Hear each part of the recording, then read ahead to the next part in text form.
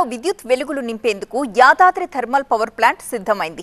వచ్చే ఏడాది మార్చి నాటికి పూర్తి స్థాయిలో విద్యుత్ ఉత్పత్తి కోసం రేవంత్ సర్కార్ సన్నాహాలు చేస్తోంది. ఈ ఏడాది చివరి నాటికల్లా 3 యూనిట్ల ద్వారా 2400 మెగావాట్ల విద్యుత్ ఉత్పత్తిని ప్రారంభించే లక్ష్యంతో జెన్కో ముందుకు సాగుతోంది.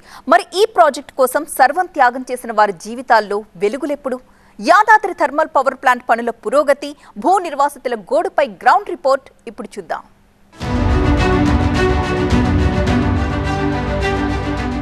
వెలుగులు పంచేందుకు సిద్ధమైన యాదాద్రి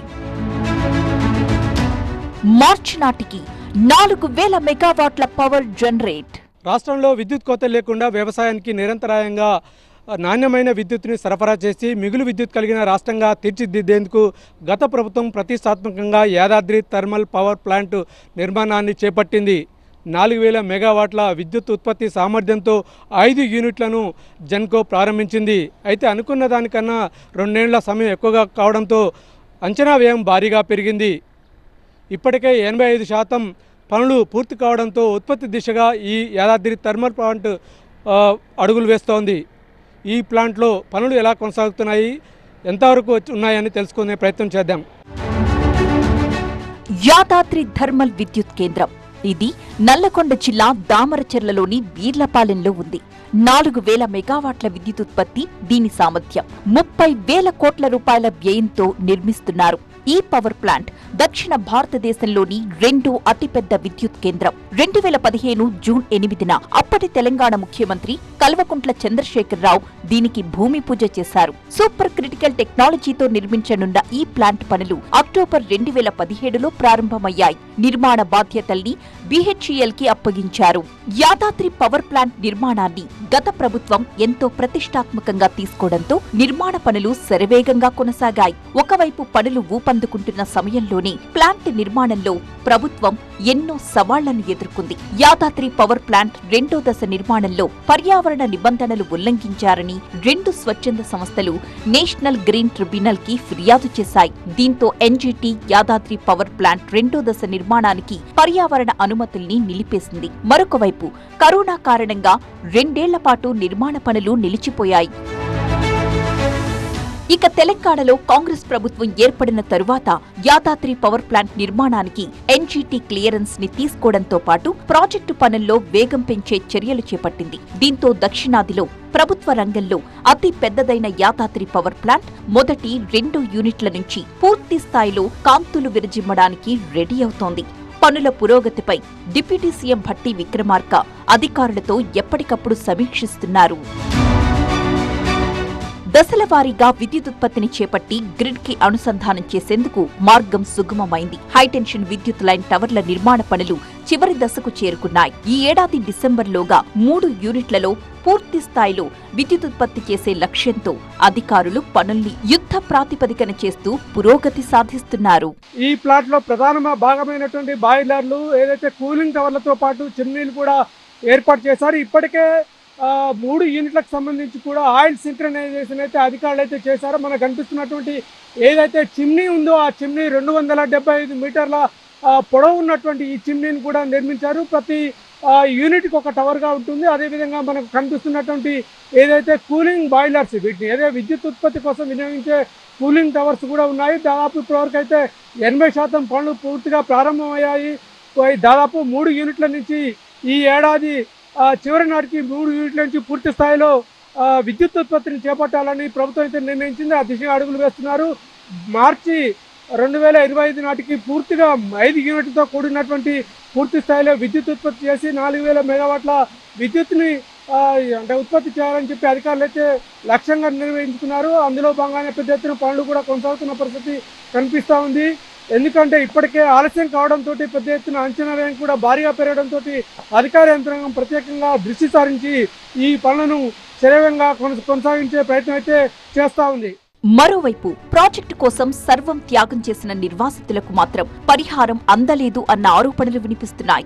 దామరచెర్ల మండలంలోని వీర్లపాలెం, కొత్తపల్లి, మోదుగుల తండా, కపూర్ తండాల్లో మొత్తం 4,569 ఎకరాలను జెన్కో సేకరించింది. ఇందులో ప్రైవేటు వ్యక్తులకు చెందిన 1,012 ఎకరాలు ఉన్నాయి. 2 తండాల్లోని 173 కుటుంబాలను పూర్తిగా ఖాళీ చేయించింది. మరో చోట ఇళ్లు కట్టించి ఇచ్చింది.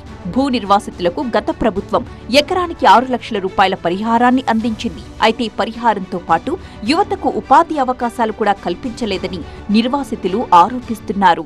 వ్యవసాయం చేసుకునే భూములు కూడా కొంచెమే ఉంటే ఆ కొంచెం కూడా పోయినాయి. ఇప్పుడు ఏం లేదు. ఎక్కువ శాతం ఫారెస్ట్ ఏరియా గుంజుకుర్రు. మాకు ఉపాధి కూడా కలగటానికి కూడా ఇప్పుడు అల్లకు కూడా ఎత్తలేదు. 90% మాకు భూములు మొత్తం పోయినాయి. ఎరపగూడెం మా భూములను కోల్పోయినాం. మేము ఎర్రపాలెం పేరు, భూములు మాది, రైల్వే ట్రాక్ మాది, ఊళ్ళంగా రోడ్డు మాది, మొత్తం సర్వనాశనం అయింది. మేమే మాకు జాబ్ లేదు. పార్లమెంట్ వాళ్ళు తీసుకొచ్చి 500 మందిని నిలబెట్టిండు. మా ఊరు వాళ్ళకి ఒక్క జాబ్ కూడా చేయలే. మా కూలి పోవటానికి కూడా గేట్ రానిస్తానే. 8 ఎకరాలు నా కొడుకుది కొలిపిచ్చినాం, కొలత ఇచ్చినాం. 8 ఎకరాలల్లా 6 ఎకరాలకు ఇచ్చిర్రు. సత్యమ్మ పైసలు ఇంతవరకు మమ్మల్ని డేకినోళ్ళు లేరు, అల్లకు రానిచ్చినోళ్ళు లేరు. కొలతలు అయినాయి. ఒక్కొడుకుది 3 ఎకరాలు, 4 ఎకరాలు అయితే 2 ఎకరాలన్నరకు వచ్చినాయి. సత్యమ్మ అవి రాలే. మా పిల్లలకు ఉద్యోగాలు ఇవ్వలే, ఉద్యోగాలు ఇవ్వలే. లేకుంటే ఏం పని చేయాలి? మేము అడుగుతున్నాం సారు, మేమేం పని చేయాలి? మాకు ఉద్యోగాలు ఇవ్వద్దా? మాకు తినే ఒడ్లు, నోటికాడి ఒడ్లు బాయేనా? మేమేం పని చేయాలి? మా నోటికాడి ఒడ్లు తినేవి మేము కుప్ప కొట్టుకొని కోసుకొని మేము తినేవి మా నోట్ల మన్ను పోసినట్టు వచ్చే గద్దాలినట్టు ఆలే చేసాపాయే.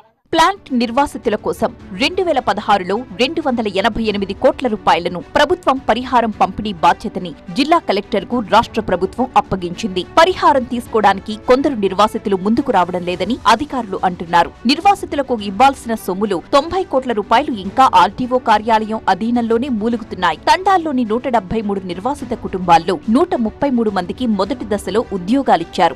రెండో దశలో వీర్లపాలెం, కొత్తపల్లి గ్రామాలకు చెందిన మరికొంతమందికి ఉద్యోగాలిస్తామని అధికారులు చెబుతున్నారు. తెలంగాణ విద్యుదుత్పత్తి సంస్థ 928 కోట్ల 52 లక్షల అంచనాతో ఇంటిగ్రేటెడ్ టౌన్షిప్ ని నిర్మించబోతోంది. మొత్తం 3,52,771.02 చదరపు మీటర్ల విస్తీర్ణతలో ఈ టౌన్షిప్ నిర్మించబోతున్నారు. ఇందులో 2,21,903.67 చదరపు మీటర్ల విస్తీర్ణంలో నివాస గృహాల్ని నిర్మించబోతున్నారు.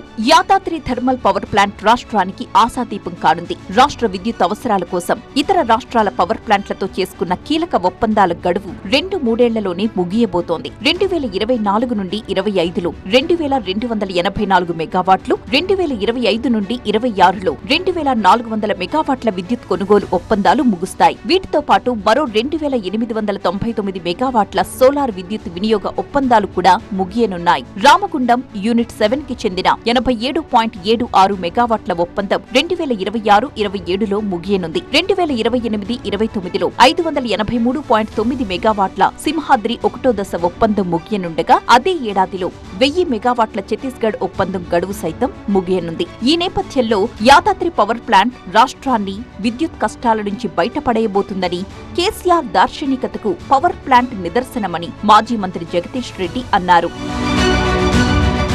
అయితే పవర్ ప్లాంట్ నిర్మాణ వ్యయం భారీగా పెరగడంతో ఈ ప్లాంట్ల నుంచి ఉత్పత్తయ్యే విద్యుత్ ధరలు భారం కాబోతున్నాయన్న ఆందోళనలు వ్యక్తమవుతున్నాయి. ప్రస్తుతం వివిధ ప్లాంట్ల నుంచి సగటున ₹4.92 యూనిట్ విద్యుత్ కొనుగోలు చేస్తున్నారు. యాదాద్రి ప్లాంట్లో ఉత్పత్తయ్యే విద్యుత్ ధర యూనిట్కు ₹8.50 వరకు ఉండే అవకాశం ఉంది. ఈ ఏడాది చివరి నాటికి 3 యూనిట్ల ద్వారా 2,400 మెగావాట్ల విద్యుత్ ఉత్పత్తిని ప్రారంభించే లక్ష్యంతో ముందుకు సాగుతున్నామని డిప్యూటీ సీఎం భట్టి విక్రమార్క అన్నారు. మిగతా 2 యూనిట్లలో వచ్చే ఏడాది మార్చి నాటికి పూర్తి స్థాయిలో విద్యుత్ ఉత్పత్తి చేసి రాష్ట్రానికి వెలుగులు విరజిమ్మేలా చర్యలు తీసుకుంటున్నట్టు తెలిపారు.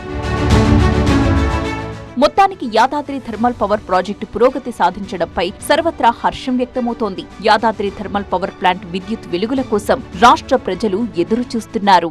యాదాద్రి థర్మల్ పవర్ ప్లాంట్ ఏర్పాటుతో స్థానికంగా ఉపాధి అవకాశాలు మెరుగుపడనున్నాయి. విద్యుత్ సరఫరాలో దేశంలోనే తెలంగాణ రాష్ట్రం నెంబర్ 1గా నిలవడం ఖాయం. సూపర్ క్రిటికల్ టెక్నాలజీతో నిర్మిస్తున్నటువంటి ఏర్పాటు చేస్తున్నటువంటి ఈ పవర్ ప్లాంటు ప్రభుత్వ రంగ సంస్థల్లో అతిపెద్ద విద్యుత్ కేంద్రంగా అవతరించనుంది. ఈ యాదాద్రి థర్మల్ పవర్ ప్లాంట్ పూర్తయితే దేశ విద్యుత్ రంగానికే కల్కితురాయిగా నిలనుంది. యాదాద్రి థర్మల్ పవర్ ప్లాంట్ నుంచి camera persons Kushal వంశీతో Revan, TV9 Nalgonda.